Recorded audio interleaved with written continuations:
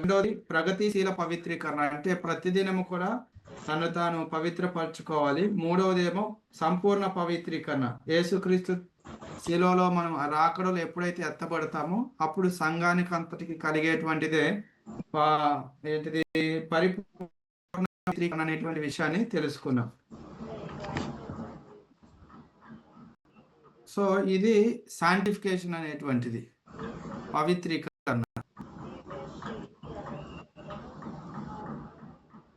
So దాంట్లోనే పరిశుద్ధుల కొనసాగింపు అనేటువంటిది టైటిల్ పెట్టుకొని రాసుకోండి. సో పరిశుద్ధుల కొనసాగింపు, ఈ శాంటిఫికేషన్ పవిత్రీకరణలోనే పరిశుద్ధుల పవిత్రీకరణ.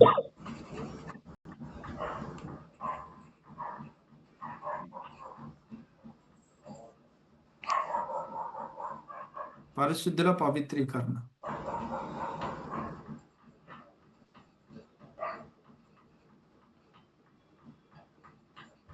పరిశుద్ధుల పవిత్రీకరణ అంటే ఏంటిదనంటే, ఒకసారి వ్యక్తి రక్షింపబడినప్పుడు నిజంగా క్రీస్తుని విశ్వసించిన వారందరూ దేవుని శక్తి చేత భద్రపరచబడిన వారు బ్రతికినంత కాలం కూడా పట్టుదలతో తమ క్రైస్తవ విశ్వాసంలో కొనసాగుతారు.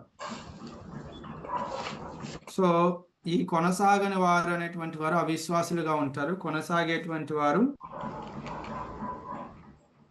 దేవుని చేతిలో భద్రపరచబడతారు. నిర్వచనం ఏంటిదని అంటే, పరిశుద్ధుల కొనసాగింపు అంటే నిజముగా క్రీస్తుని విశ్వసించిన వారందరూ నిజముగా క్రీస్తుని విశ్వసించిన వారందరూ దేవుని శక్తి చేత భద్రపరచబడిన వారు. సార్ చాట్లో ఇస్తారా సార్ ఇది? ఇస్తాను.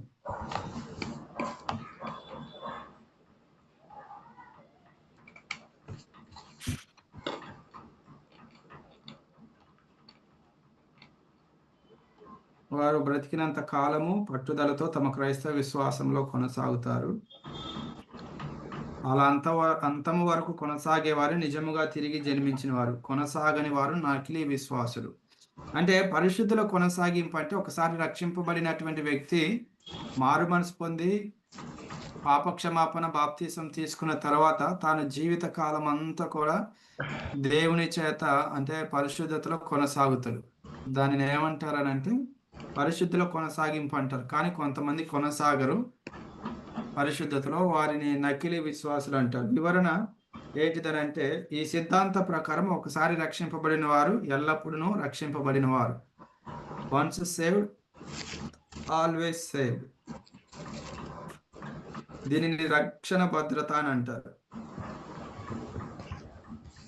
సో దీన్ని తప్పుడుగా ఎలా అర్థం చేసుకుంటున్నారంటే, ఒకసారి రక్షింపబడినటువంటి వ్యక్తి తన జీవిత కాలంలో ఏ పరిస్థితిని బట్టి కూడా, ఏ విషయాన్ని బట్టి కూడా రక్షణ కోల్పోడు.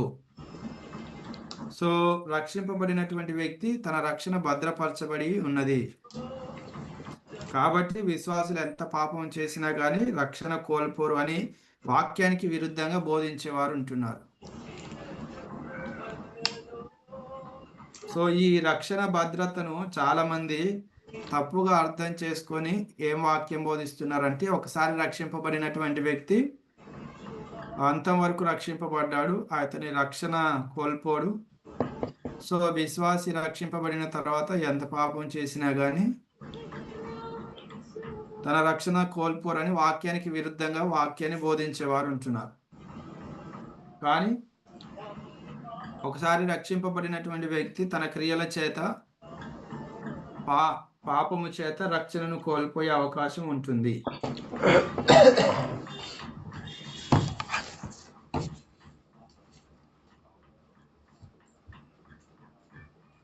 ఒకసారి యోహాను 11 చదవండి, 17-11 చదవండి.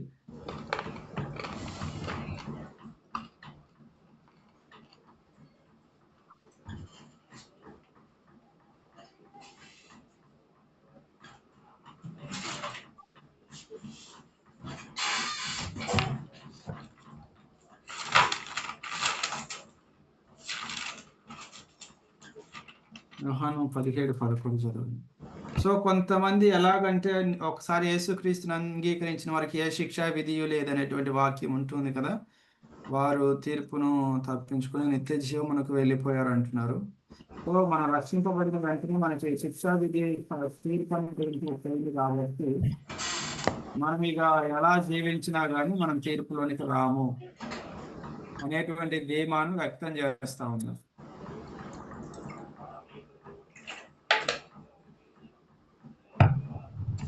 కానీ వాక్యం ఏం చెప్తుందంటే దానికి రక్షింపబడిన వ్యక్తి తన రక్షణను కోల్పోయే అవకాశం ఉంటుంది. ఎందుకంటే యేసుక్రీస్తు దగ్గరికి కొంతమంది గడియవేయబడిన తర్వాత వచ్చి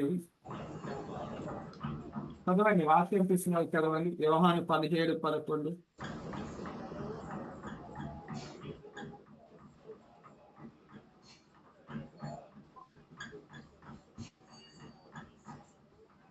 నేనికను లోకములో ఉన్నను గాని వీరు లోకములో ఉన్నారు. నేను నీ యొద్దకు వచ్చుచున్నాను. పరిశుద్ధుడైన తండ్రి, మనం ఏకమై ఉన్నలాగున వారిని ఏకమై ఉండునట్లు నీవు నాకు అనుగ్రహించిన నీ నామమందు వారిని కాపాడుము. నేను వారి యొద్ద ఉండగా నీవు నాకు అనుగ్రహించిన వారిని నీ నామమందు కాపాడితిని. నేను వారిని భద్రపరిచితిని కనుక లేఖనము నెరవేరినట్లు ఇక్కడ నా శత్రుడు భద్రపరచబడిన అనేటువంటి వాక్యాన్ని పట్టుకొని రక్షింపబడిన వారు క్రీస్తులో భద్రపరచబడ్డారు. సో వాళ్ళకి డెస్టినీ అనేటువంటిది ఫిక్స్ చేయబడింది. అంటే వాళ్ళకి నిర్ణయం ఇచ్చబడింది కాబట్టి వాళ్ళు ఈ భూమి మీద ఉన్నంత కాలంలో ఒకసారి రక్షింపబడిన తర్వాత రక్షణను కోల్పోరు అనేటువంటి అంశాన్ని ప్రస్తావించి వాక్యాన్ని విరుద్ధంగా బోధించేవారు ఉన్నారు. సో ఒకసారి రక్షింపబడిన వ్యక్తి తన రక్షణ కోల్పోయే అవకాశం ఉందని చెప్పబడేటువంటి వాక్యాలు ఎన్నో ఉంటున్నాయి. చూడండి, మనం గనక పాత నిబంధన కొత్త నిబంధనలు చూసుకుంటే పడిపోయిన భక్తులు ఎంతో మంది ఉన్నారు, కానీ వారు తిరిగి లేపబడ్డారు. ఫర్ ఎగ్జాంపుల్ చూస్తూ పేతురు, నోబాహు, అబ్రహాము, లోతు, యాకోబు, దావీదు, పౌలు, బర్నబా వీరందరూ పడిపోయిన వారే కానీ తిరిగి లేచిన వారై ఉంటున్నారు. వారు పాపములను క్రీస్తు దగ్గర ఒప్పుకున్న వారై ఉంటున్నారు.